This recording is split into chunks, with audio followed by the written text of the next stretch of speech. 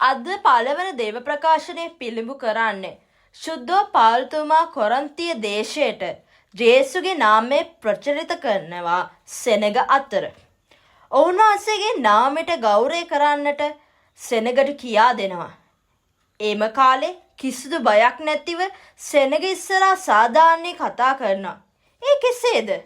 ශුද්ධෝ පාල්තුමාගේ හැකියාවද? නැහැ. එහෙනම් දෙවිදුගේ ආශිර්වාදය හා ශුද්ධාත්ම මඟ පෙන්වීම අනුවයි සෙනගට සැමදේ තේරුම් ගත්තේ. අපි හිතයි අයියෝ කතා කිරීම සෙනග ඉස්සර හරිම ලේසි නේද කියා. නැහැ. අන්‍ය භාෂාවකින් නොදන්න රටක ආගන්තුකයන් ලෙස කොහොමද කතා කරන්නේ, දේශනා කරන්නේ? අඩුම තරමින් අපට එක් අකුරක්වත් කියන්න පුළුවන් වෙයිද? බැහැ. කොහෙත්ම බෑ. හැබැයි දෙවිදුන්ගේ ආදරේ මුසුවි ශුද්ධාත්මයාණන්ගේ අනුගාමිකත්වය අනුව අපද දේශනා කරන්න පුළුවන්. එසේනම් අපි අද අපගේ ප්‍රශ්න හා උවමනාවලදී පවා කාටද ඇරයුම් කළ යුත්තේ?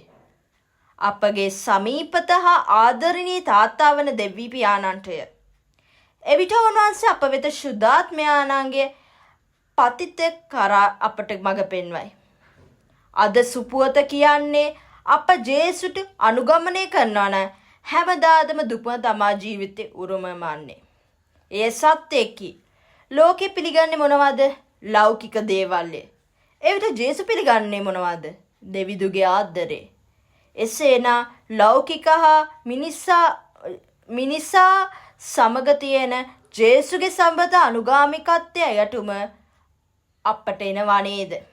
ලෝකයේ මිනිසා ඔබ ප්‍රතික්ෂේප කළත් දෙවිදු දැහැත් වීද අප බදාගෙන තුරුල් කරගෙන ඉන්නවා.